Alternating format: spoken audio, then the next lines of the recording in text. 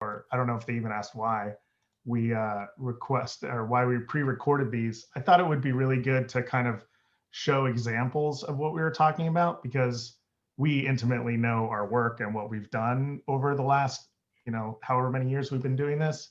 And so I thought it would be good to kind of visually show you what we were talking about. Instead of saying the Jaina piece, we could actually show you what we're talking about, because people's level of knowledge about those visuals, varies from person to person. So yeah, so we should go through some questions. I unfortunately don't have my list of questions, kind of fell off my list here. So I don't know how we want to do this. Does someone want to start on my team? Does someone want to ask the first question and go for it? Maybe Matthew, you want to field, or Dennis, you want to field one of those, what does it take kind of questions that we got? There's a question about the how can a motion graphics artist connect with these master motion makers? We there's the recruiting site on Blizzard that you can link up with if there's positions available. We look at all reels, all people who are interested in positions. We're looking constantly for people to help fill in spaces. So I suggest heading towards the Blizzard site to check that out. So, and you can check us out on social media too. Yeah, I think we posted some Twitter handles for some of the people on the panel, as well as LinkedIn is always a great way to connect. I think most of us are available through there as well. You guys want to talk about software real quick? Yeah, it's we've gone through various pieces of software in our department. I think at the start we originally used a bit of After Effects and then compositing in Nuke, but as the process has been refined, now the artwork comes in as a Photoshop file, so cut up into layers, and then that's carried over into Maya, where we do simple modeling of the pieces and any simple animation, and then that's carried over into Nuke. So looking for motion artists, it's usually with experience in those three pieces of software. But we also take people who have experience. The experience in other pieces of software also carries across as well. So we're just really looking for generalists who have a good eye for composition and the artistic value of shots. So it's kind of a whole plethora of stuff that we're looking for. There's a great question on here for the directors. Maybe I'll ask it to you broadly, but what advice do you have or resources would you suggest for someone working as a director on 2.5D films with a small team of artists who wants to get better at directing? I'll jump in real quick. I think surprisingly, so there's the creative side, which is kind of obvious, storytelling is storytelling, constantly just be studying that craft. But maybe the not so obvious side is just learning to just developing people skills, actually. Developing people skills, developing emotional maturity, because you're going to run into some hard and frustrating times as you're striving to make the art as great as it can be. And I think the better you are to your team, and the better you can communicate what you want, the better the result will be in the end and in the long run. Directing is all about relationships, I think. Yeah, and just to jump on top of that, what JJ was saying, I completely agree. And those are all skills that I should learn at some point, 100%. But I think you also just need to, I would have a good idea of why you want a shot in a show. Because at some point, you're going to get challenged on why that shot is there and what's it doing for the show.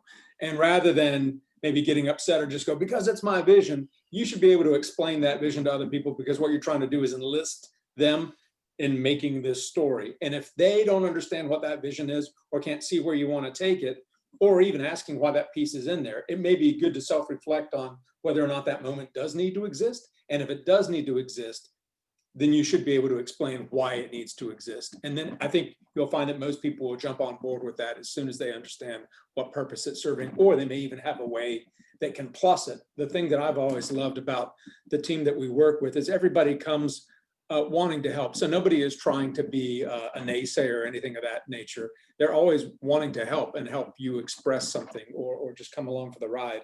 And if you can make them a part of that solution, or hear their solution and run with that because it's just a better one, then so much the better.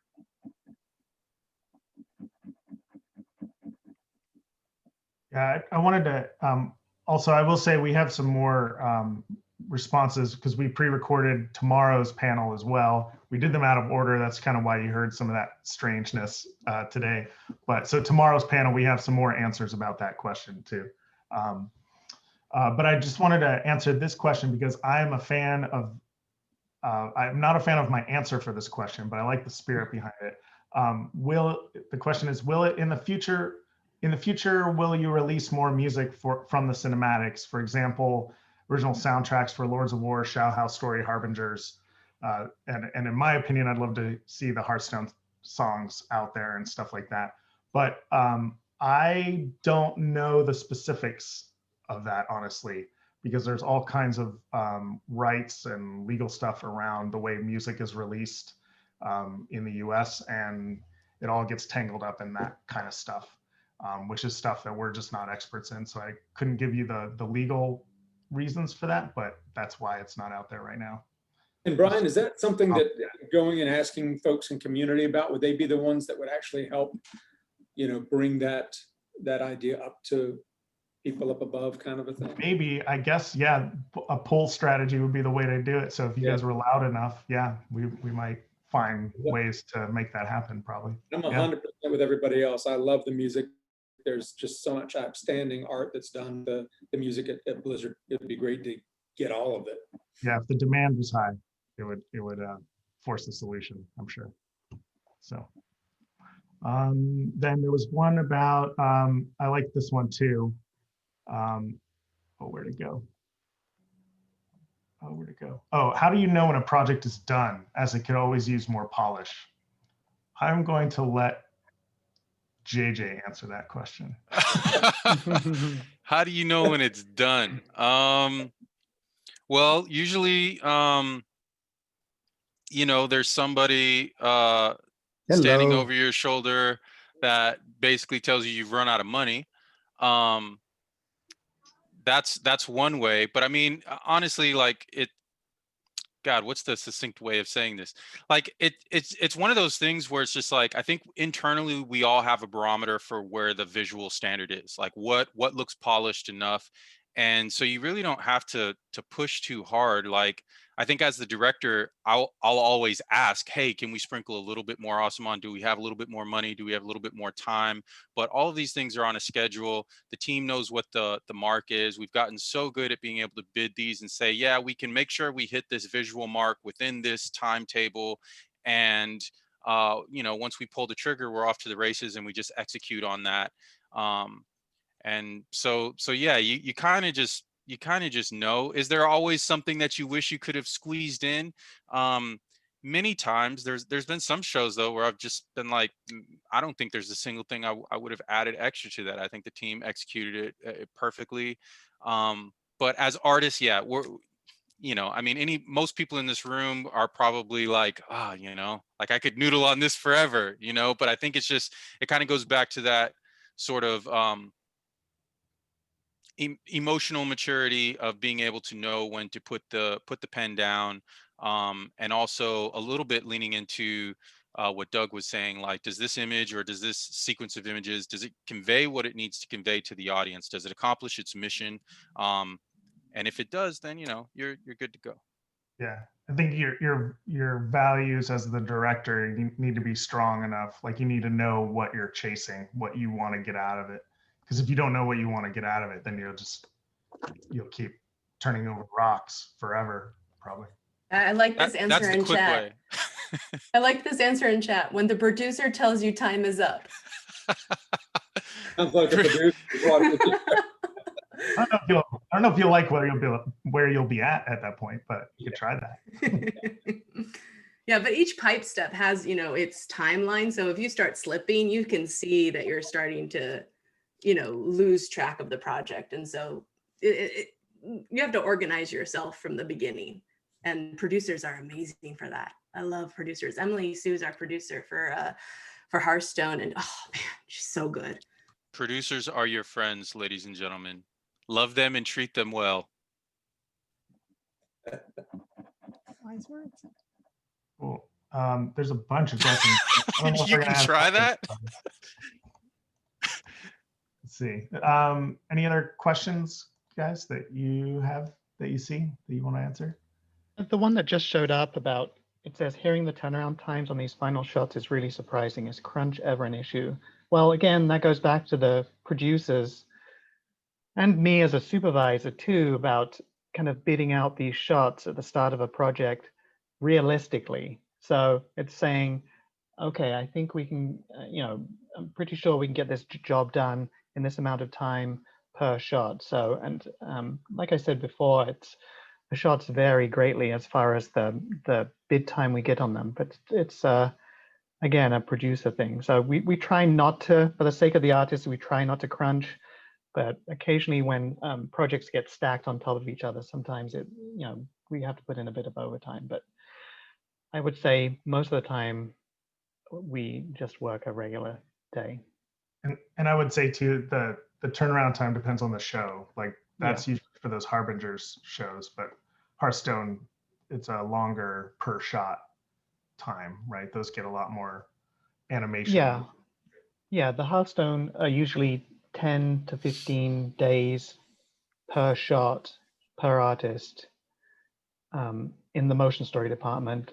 And the Afterlives shots were, I think, 1 to 3 days per shot. So it varies greatly.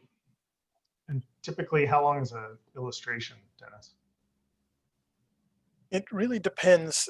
For the Afterlife stuff, it's no more than 4 days. It's like maybe half a day to 4 days max per illustration, because there are just so many. So Afterlives, I think we worked on for a calendar year with 3 to 4 artists to get all those illustrations done. The Hearthstone illustrations have a higher level of polish, and so those take a little bit longer, more in the 2-week range for those illustrations, but they're all pretty quick. Cool. I also see a question over here, how closely we work with the composers. Is there temp scoring that begins at the animatic phase, or is the composer involved from the very beginning? It depends on the shows. I mean, most of our edits are built with temp simply because we have to actually show these edits along the way to the game team and actually make sure they're digging the vibe that we're trying to sell. So I think we found when we tried to work the opposite way with no composer at the top, it became very hard to kind of sell the vision through the different channels that we have to go through. So I think by and large these days we really do build with temp in mind to sell it to our bosses and to the individual teams that we're representing. And then we do work with the composers to either come up with something slightly different or to try and hit the beats narratively that we were achieving to some degree in the tone. All right, I think we're out of time, so we got to wrap it up. But thank you everyone for joining us. It's been really fun. Enjoyed all your questions. Thanks so much, and join us. We have a few more panels this week, so look out for them on the schedule, and we'll see you soon. Have a good CTN. Take care. Yeah. Bye. See ya. Bye.